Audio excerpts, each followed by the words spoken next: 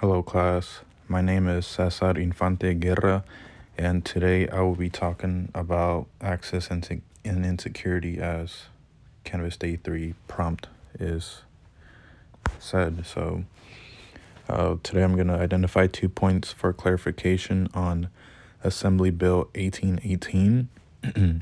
I will also introduce 3 proposed amendments that I came up with for said Bill AB 1818.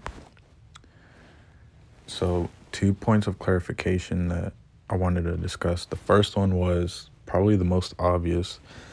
UCs are not the University of California system.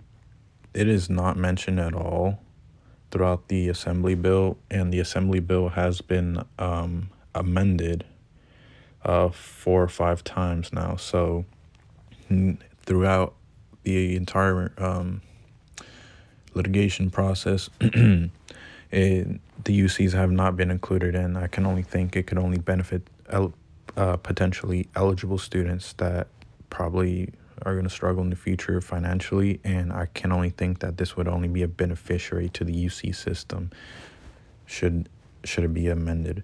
And my second point was, if you're to go down to section 1 in the code of 76013 as provided in the page, and you go to section C as in Charlie, go to number 5. Is this a kind of like potential like waiver of the Fourth Amendment?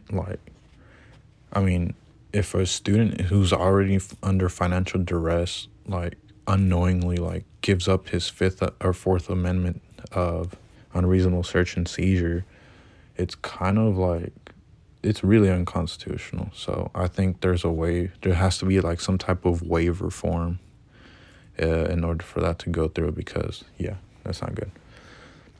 As far as proposed amendments, my first proposed amendment would be for AB 1818 would be a supplemental addition for 76013 section F. And all I want to do is add the following clause: it shall be granted, the potential eligible student shall be granted an extended fee deferment and or payment installation plan for eligible students.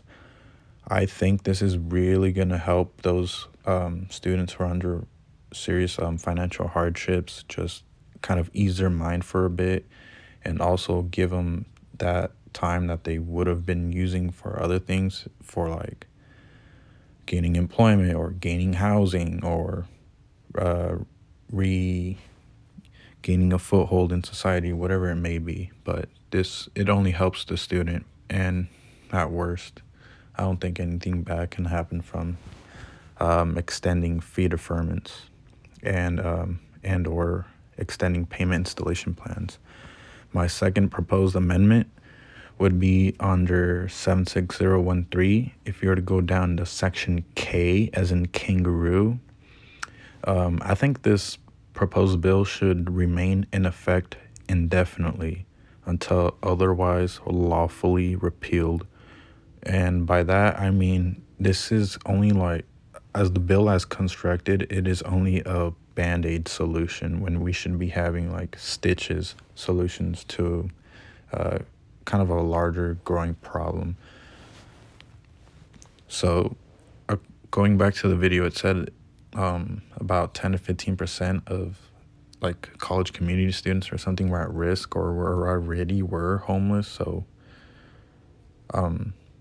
having this in effect for probably indefinitely kind of sends a message to the rest of the states: hey, we're actually caring about our students who are desperately in need.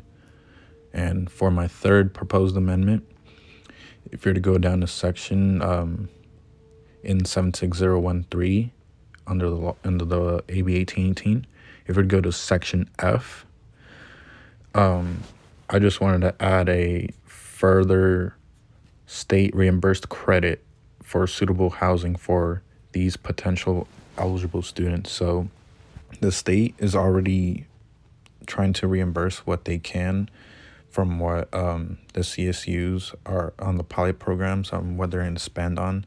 So if we're going to spend this type of money on other types of suitable housing, I mean, you might as well cut the middleman somewhat and kind of